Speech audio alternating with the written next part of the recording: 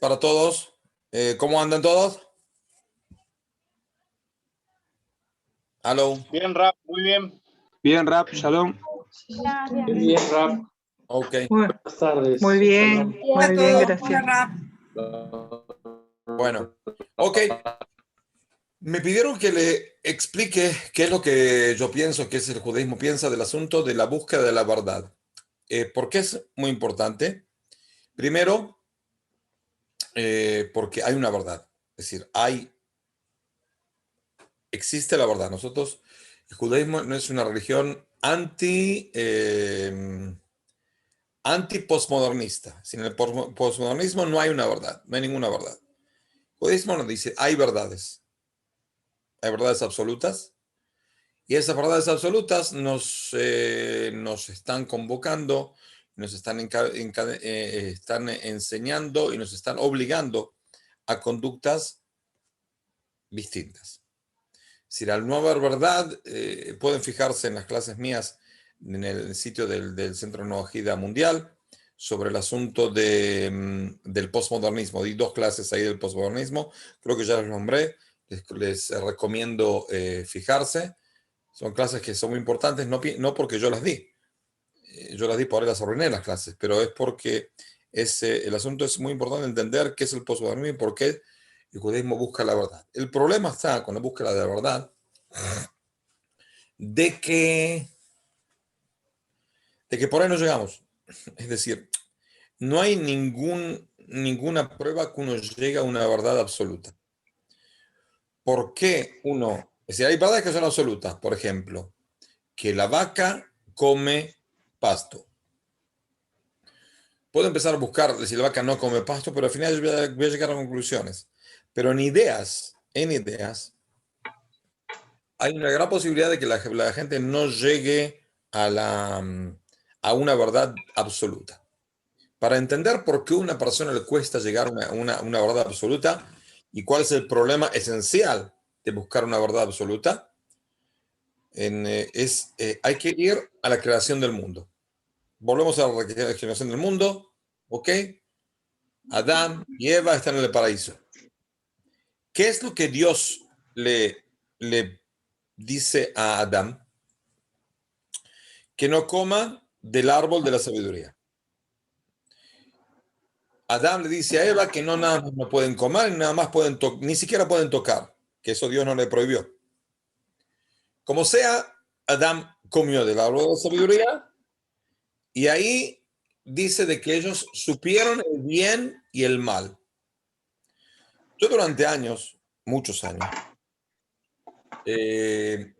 tengo de repente dudas que son media herejes y no encuentro con quién preguntarlas porque media me da un poco de vergüenza preguntar, porque si las preguntas son muy buenas o que la respuesta es muy fácil, yo soy un estúpido que no la pensé solo, o que es una herejía. Entonces me la guardé durante varios años, pensé una cuestión y no encontré ninguna respuesta. ¿Cuál es mi cuestión? ¿Qué es preferible, ser un hombre o ser un robot? ¿Qué es preferible?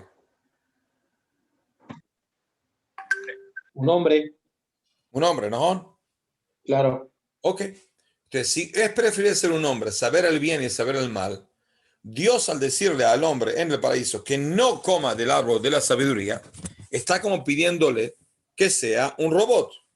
Entonces, bendito sea Dios que Adán pecó, porque si Adán no pecaba, nosotros ¿qué íbamos a hacer? Robot. Entonces, ¿está bien que peque o está mal que peque? Teóricamente está mal que peque porque es un pecado. Pero la verdad ganamos con este pecado. ¿Por qué? Porque sin ese pecado íbamos a ser un grupo muy interesante de robots muy sofisticados, pero robot al final. Es decir, hacemos algo sin pensar, sin saber qué es bien y el mal. ¿Entienden la cuestión? ¿El cuestionamiento? ¿Es entendido? ¿Aló? Sí, Rap. Entendido, Rab. Entendido, Rap. Es decir, si el comer me dio una posibilidad de ser un hombre, saber el bien y el mal, entonces viene bien comer. Entonces, ¿por qué Dios lo prohibió? ¿Y por qué Dios lo castigó a Adán? Sí. ¿Qué es preferible para Dios, un robot o un hombre? Bueno, entonces, para entender eso, hace falta un poco profundizar en lo que dijo Maimónides en el libro que se llama Moreh Nevuchim, la guía de los perplejos. En ese libro, Maimónides cuestiona esa cuestión. Se cuestiona por qué, qué es lo malo de saber el bien y el mal. Y él explica de manera totalmente distinta. Él dice de que el hombre y la mujer sabían qué era el bien y qué era el mal. Pero ¿cuál es la diferencia entre saber sin comer y saber después del comer? Muy simple. Antes de comer, el hombre sabía qué era el bien. Voy a poner una almohada abajo de la... Porque me echaron del salón. Mi esposa está en una charla con la universidad y mi hijo está en una clase. Entonces me echaron. No tengo dónde dar clase ya. Ahí está. Mejor, ¿no? Bueno. Entonces, Maimónides pregunta. Dice, entonces el hombre, Adán y Javá, sabían qué era el bien y qué era el mal. ¿Cuál es el pequeñísimo problema de Adán y Javá? Es que antes sabían el bien y el mal y ellos podían actuar decidiendo hacer el bien o hacer el mal, porque el libre albedrío también estuvo antes del pecado. Y el problema es que el pecado complicó el libre albedrío. Es decir, el libre albedrío antes del pecado es un libre albedrío total. Uno dice, bueno, hay tal cosa que hacer, puedo hacerla o no hacerla, cuáles son los plus, cuáles son los menos, decido y hago. Puedo hacer el bien, puedo hacer el mal, pero el que decido soy yo. ¿A través de qué decido? A través de mi pensamiento. Es decir, es puro pensamiento objetivo. El pequeño problema fue, el gran problema fue, después de comer el árbol de la sabiduría, no es que sabemos el bien y el mal, eso sabíamos antes, dice Maimónides. El problema está de que el hombre sabe que es bien, sabe que es mal, pero tiene ganas. Ya la posibilidad de él de decidir de manera de pensamiento abstracto y objetivo casi no existe. Ejemplo común que lo ven en la calle todos los días. Hay hace 100 y pico de años, hubo una discusión si el fumar hace bien a la salud o hace mal a la salud. Crean o no crean, había médicos que decían de que hacía bien a la salud, que hacía bien a la salud. La mayoría de los médicos decían, la verdad, no sé. Y había una minoría de médicos que decía que estaba prohibido, que eso arruinaba la salud. El primer, eh, el primer estudio profesional, universitario, que demostró que el cigarrillo y el tabaco arruinan la salud de la persona, fue en los 1969. Quiere decir que hasta 1969 no había ninguna prueba que te podía decir de que fumar hacía mal a la salud. ¿Ok? Ahora, desde el año 69 pasó unos años, ¿no? Ya pasó unos 52 años, ¿ok? Si viene ahora una persona y fuma, ¿él sabe que lo daña o no sabe que lo daña? Sí, acá en la cabeza, ¿él sabe que lo daña? ¿Hay alguna persona con coeficientes de más de 50 que no entiende que fumar le hace daño? No, existe. Cada uno entiende de que fumar hace daño. Y sin embargo, hay muchísima gente que sigue fumando. ¿Cuál es la explicación? De que hay bien, que es dejar de fumar. Hay mal, que es seguir fumando. Él teóricamente, si no comía del árbol de la sabiduría, él podía decidir no comer, no fumar. Pero ahora se complicó la vida. Porque tiene ganas. Porque ya su cuerpo se necesita. Porque no, le es muy difícil decidir de manera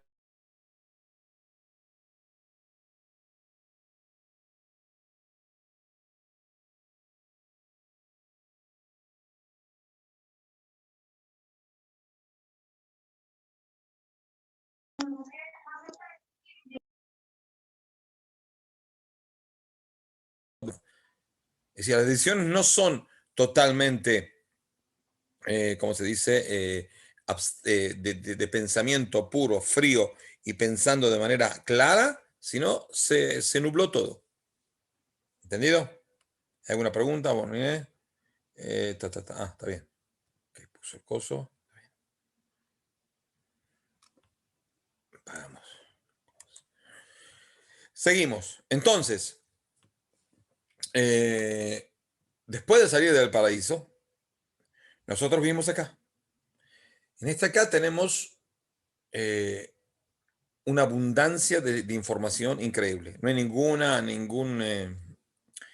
generación en el mundo del ser humano llegó a tanta cantidad de información, de tener información de todo, de muchísimas cosas que por ahí hace 100 años o 300 años seguro que la mayoría de la gente del mundo no tenía la más remota idea. Hay que entender que el mundo en el cual la mayoría de la gente sabe leer y escribir es un mundo bastante nuevo.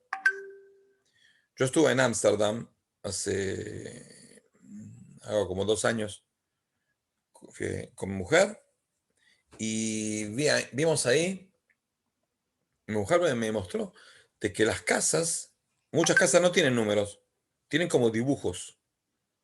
Un asno, una aguja de coser. Entonces le pregunté a un guía que estaba ahí y me dijo, sí, porque la gente en Ámsterdam, la mayoría de la gente que vive en Ámsterdam, estamos hablando de hace 200 años, no 2000 años, no sabía escribir. No sabía escribir. Entonces, ¿cómo uno pone en su casa que es un sastre? Si él pone el cartel, sastre, hago arreglos de trajes y costura. ¿Alguien va a leer ese cartel? No, porque no tiene la más remota idea que lo que está escrito ahí. Entonces hace falta poner una aguja con un hilo. Este es el sastre. La mayoría de la gente en la mitad de Europa desarrollada, como Ámsterdam, no sabía leer. Es decir, el único pueblo que está probado científicamente e históricamente que sabían leer hace 2000 años, todo el pueblo sabía leer, desde la niñez, era el pueblo de Israel. Es decir, en Atenas, que sí se estudiaba hace 2500 años, lo que estudiaban una mínima parte de la aristocracia ateniense. La mayoría de la gente no estudiaba. Sin embargo, el pueblo de Israel está obligado por la Torá de estudiar Torá. Y está obligado el niño a los 5 años a empezar a estudiar la Biblia y todos los profetas. Entonces necesitas para eso saber leer. Muy simple. Pero los demás pueblos no sabían leer. Y como dije, hasta en Ámsterdam hace 200 años, la mayoría de la gente no sabía leer. Entonces, la cantidad de información que estamos recibiendo ahora es inconcebible. Y con esa cantidad de información que tenemos, eso no nos hizo más objetivos. No, nos complicó más la vida. ¿Por qué? Porque si hace 300 años una persona no tenía tanta información, y como dijimos de que la forma de él de pensar después de comer del árbol de la sabiduría es una forma más no tan objetiva, sino subjetiva. Depende de deseos, depende de tendencias, depende de influencia ajena y demás y demás y demás. ¿Se imaginan ahora que en vez de decir en una persona que hace 300 años que iba a pastorear en la mitad de un valle, no tenía muchas decisiones que decidir en su vida? Había muchas decisiones diarias. Un día nosotros decidimos a miles de cosas por día.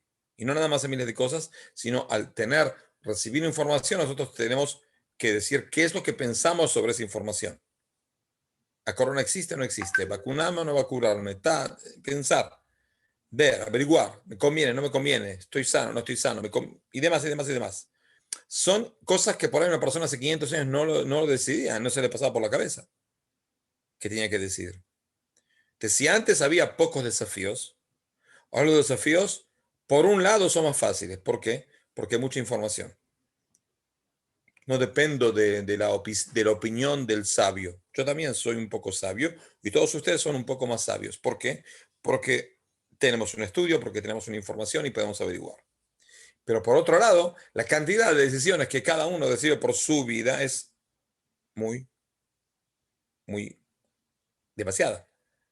Entonces uno tiene que decidir acá. Cada rato uno tiene que decidir sobre algo de su vida, o sobre algo de su sociedad, o sobre algo de su trabajo.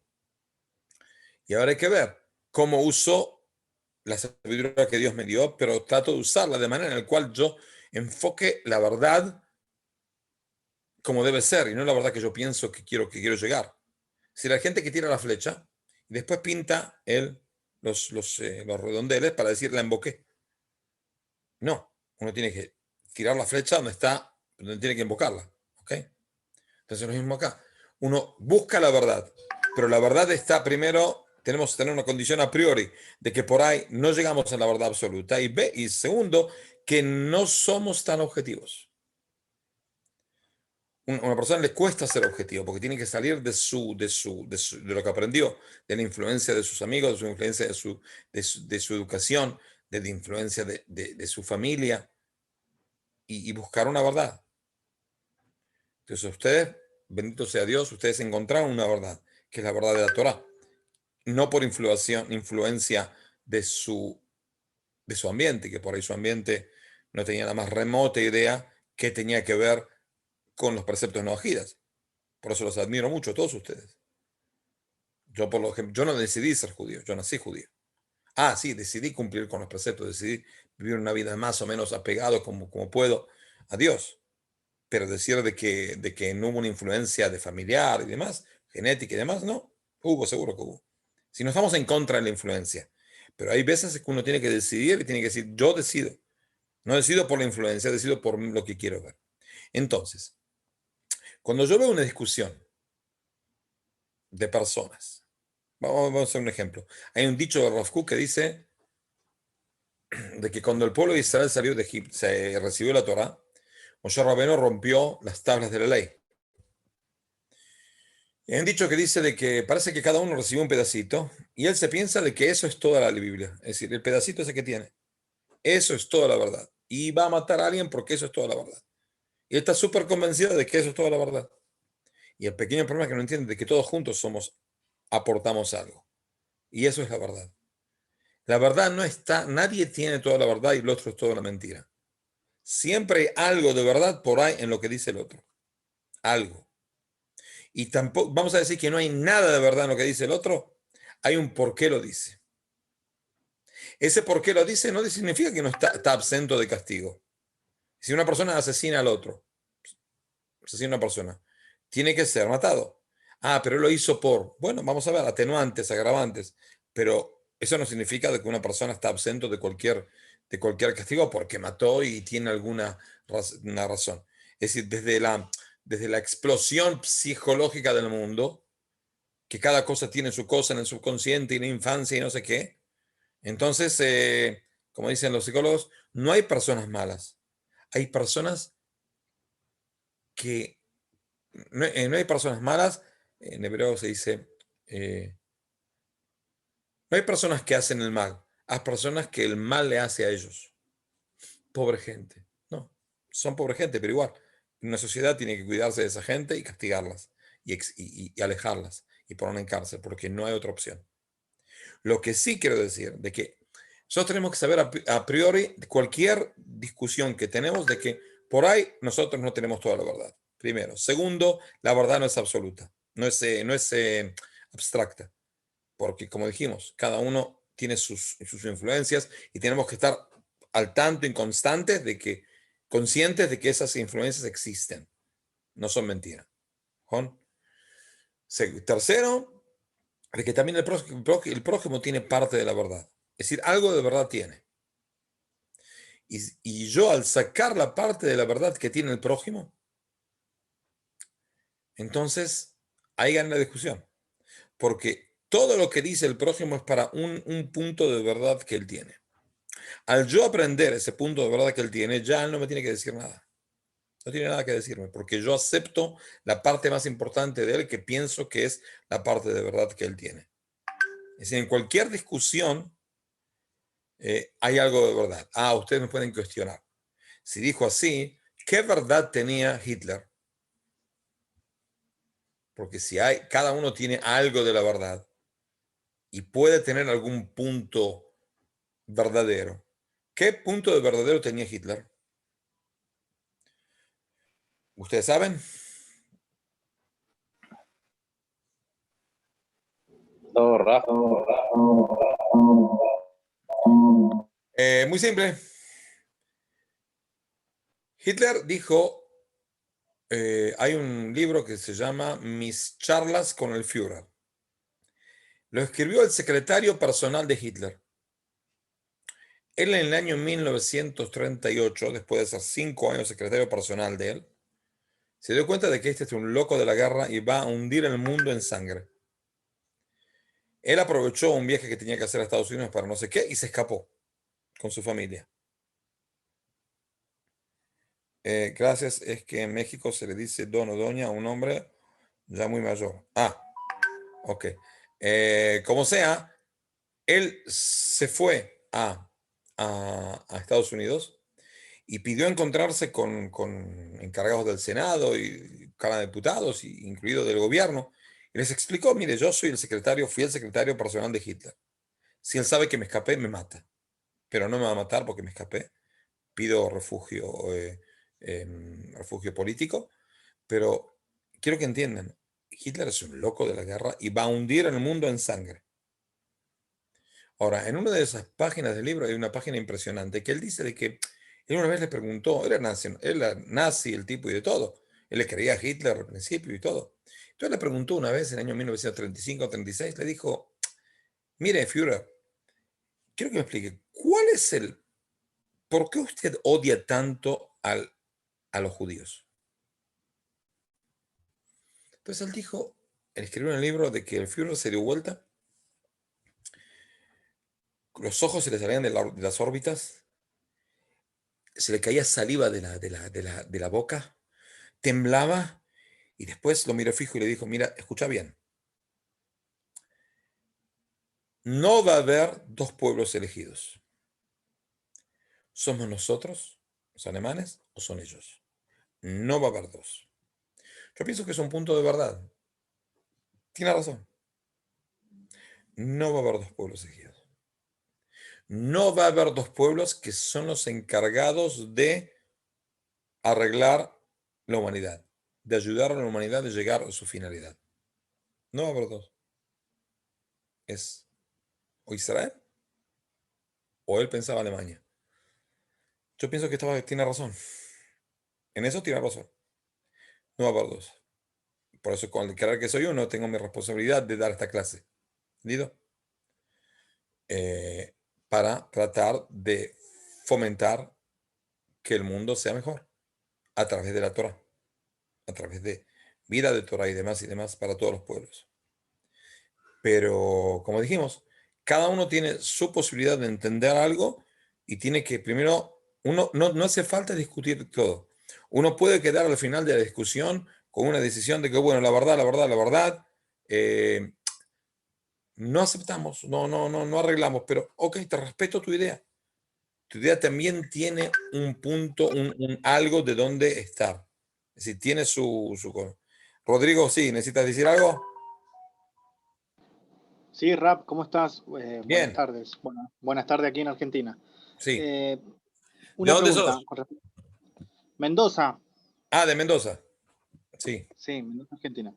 Rap, ¿se puede dudar de la verdad? ¿Por qué te digo? Porque uno ha sufrido un proceso hasta llegar a las leyes no ágidas y uno cuando estaba en las religiones que pasó, uno siempre se planteaba y dentro uno decía, ¿estaré en lo correcto? ¿Estaré en la verdad? Bueno, y eso me hacía subir un escalón más.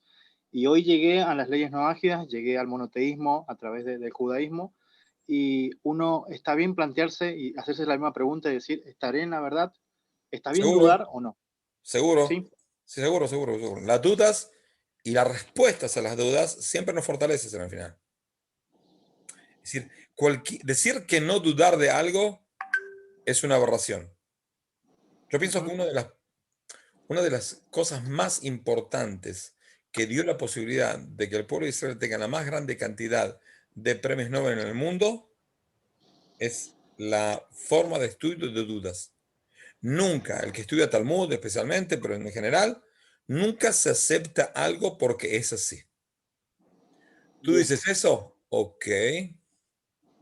No quiero discutir en vano, pero si tengo alguna prueba de que estás equivocado, tengo mi obligación de demostrarte que estás equivocado.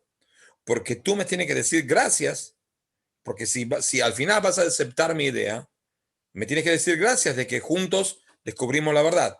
Y si no vas a decir de aceptar mi idea, por lo menos es como se dice, te estoy afilando. ¿Qué significa afilando?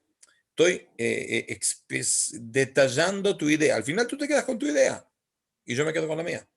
Pero yo te cuestiono, mi cuestión te va a hacer contestar una respuesta que te va a centrar más en tu idea. Y por ahí no te llego a convencer, ni tú me llegues a convencer, pero por lo menos adelantamos. Ahora estás más convencido de lo que tú piensas y yo estoy más convencido de lo que yo pienso, pero por lo menos no me quedé con la duda de, guay, ¿por qué no le pregunté? Una de las cosas más estúpidas que tengo en mi vida es que siempre me acuerdo de la mejor pregunta después de terminar una clase. ¿Por qué no le pregunté? ¿Por qué no le dije? Eso es una estupidez mía. Por lo general uno tiene que responder. Tiene que preguntar y tiene que responder. ¿Entendido? No es una... La duda Gracias, Raf. está bien. ¿Entendido? Hay chat. Ok. Bueno, seguimos. Algo un poco más corto porque tenemos que terminar ya la clase. Está el asunto de, según la halajá, ¿cómo se determinaba la halajá mientras estaba el Consejo General de los Sabios? El Consejo General de los Sabios, que se llamaba Sanedrin, su objetivo era sacar las leyes para todo el pueblo de Israel. Ahora, esas leyes o esas dudas o esos casos muy complicados llegaban al Sanedrín. Y en el Sanedrín todos hablaban de manera ordenada. Es decir, se empezaba del más joven, el que tiene menos, por ahí, el menos conocido, el menos que tiene sabiduría. Y él dice cuál es su decisión y la centra a través de pruebas. Y van subiendo y después votan. Y según lo que se vota por la mayoría, así se decide cuál es la ley. Ahora, así está escrito en la Torá, de que se va según la mayoría de los participantes oficiales del Sanedrín. En el Talmud, en el tomo de Baba Metzia, en la página 49, nos cuentan un cuento increíble, que hay dos grandes tanaítas, uno se llamaba Rabbi Yoshua y otro se llamaba Rabbi Eliezer, que discutían sobre una especie de horno especial, si se puede purificar después de que se impurifica o no. Toda una discusión entre ellos. Rabbi Yoshua dijo, no se puede purificar. Y Rabbi Eliezer dijo, se puede sacrificar, ¿cómo se dice? Se puede purificar. Ahora son los más grandes rabinos de esa generación. El asunto es que la mayoría de los rabinos del Sanedrín aceptó la idea de Rabbi Yoshua, de que no se pueden purificar. Rabbi Eliezer estaba totalmente convencido de que están equivocados. Entonces dijo así, si yo tengo razón, que el arroyo que está pasando acá, pare de pasar agua. Paró de pasar agua. Vino Rabbi Yoshua y dijo, en la Torá está escrito que la Torá no está en el cielo. Dice en la Torá, Lo Shamaymi, no está en el cielo, está en la tierra. Nosotros decidimos según la tierra. Estamos acá sentados en el Sanedrín, yo tengo la mayoría, me importa un reverendísimo pepino del arroyo. Aunque tú hagas un milagro, no me importa. Gabriel después dijo, no, si yo tengo razón, que las paredes tiemblen. Y las paredes se pusieron a temblar. Vino Rabbi Yoshua y dijo, que sigan temblando. Yo tengo razón. Y la mayoría piensa como yo. Okay. Entonces, la mayoría votó en contra de Rabbi Eliezer como Rabbi Yoshua. Y ahí salió una especie de voz celestial que no había mucha gente que la escuchaba, únicamente la gente del Sanedrín, en el cual Dios mismo dice, la halajá tiene que ser como Rabbi Yoshua, me ganaron mis hijos. Es decir, Dios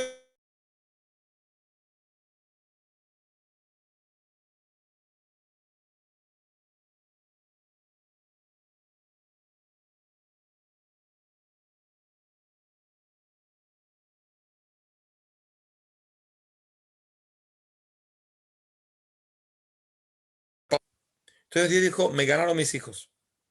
Es decir, según Moshe cuando bajó del monte de Sinai, decía como Rabbi Eliezer.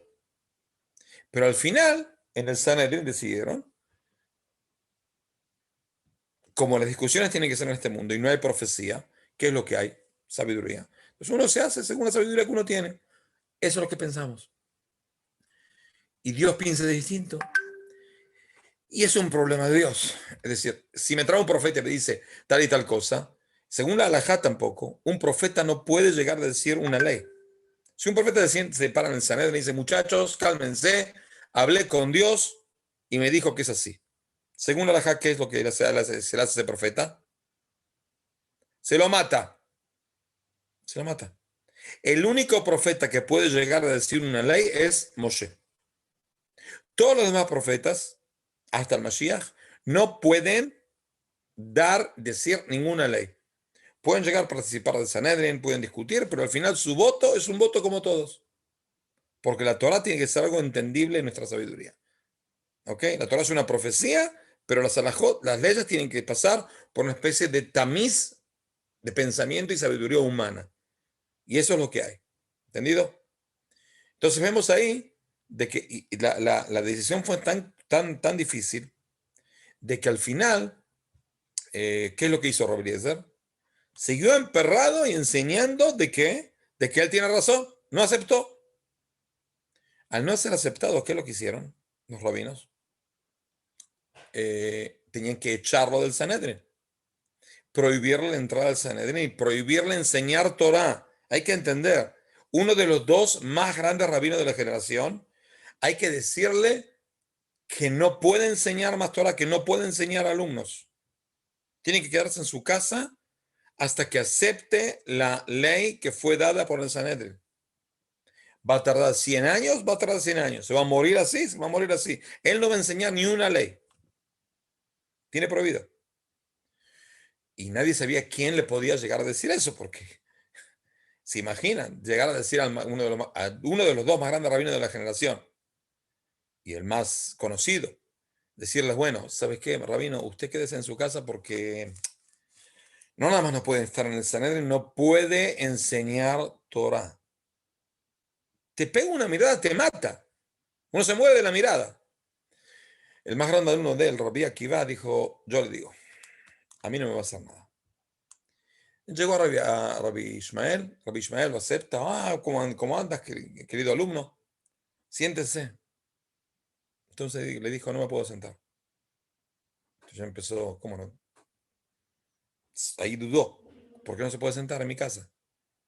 Entonces dijo, yo me imagino que tus compañeros se apartaron de ti. Si no le dijo te apartaron a ti, ellos se apartaron de ti.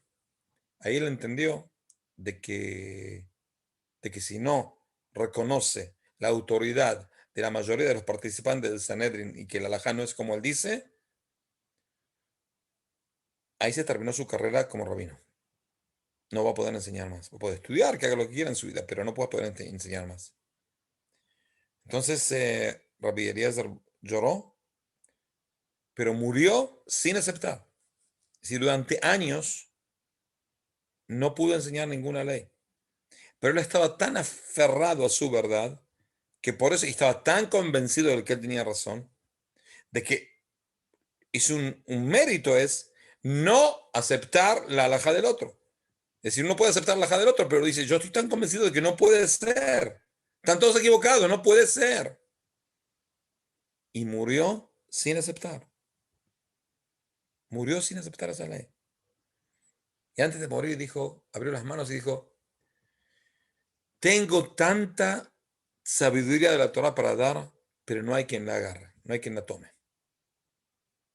Y no lo hizo por orgullo. Ojo, no lo hizo por orgullo.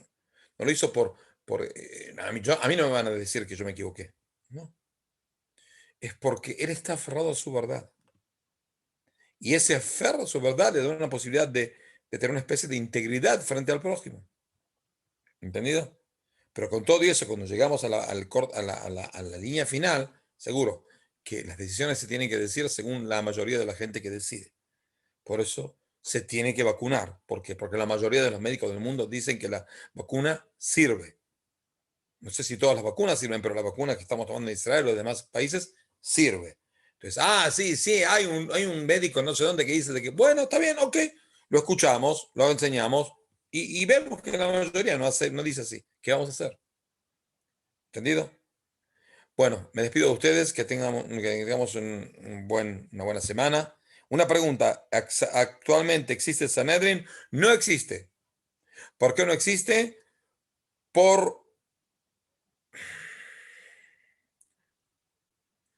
El Sanedrin existió. ¿Cuándo dejó de existir? Cuando fue perseguido, especialmente en la época del César Adrianos, en el año 132-75, y siguió por unos cuantos centenas de años, hasta el año 400 y pico, en el cual se diluyó porque ya no había, estaba por un lado perseguido por el Imperio Romano Bizantino, y también por el asunto de que no había gente por ahí de ese nivel para poder entrar en el Sanedrin. Y aparte de dispersión por todo el mundo que complicaba. ¿Por qué hoy no se hace Sanedrin?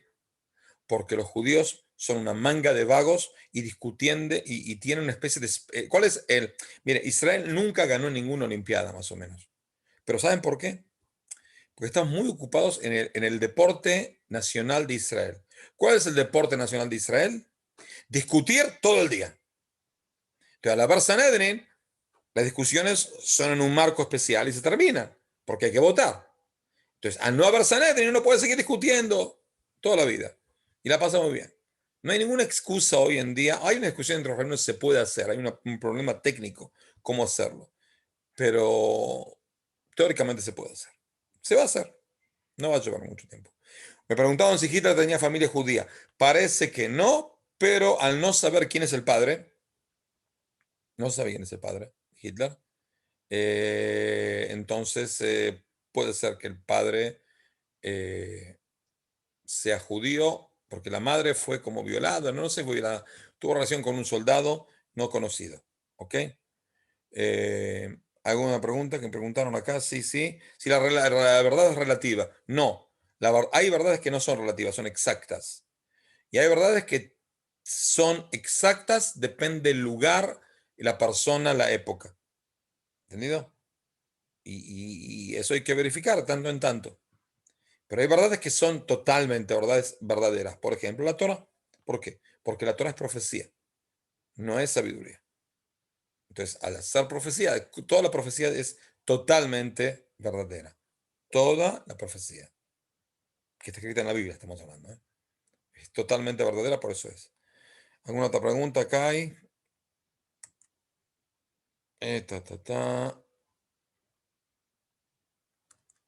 Ok.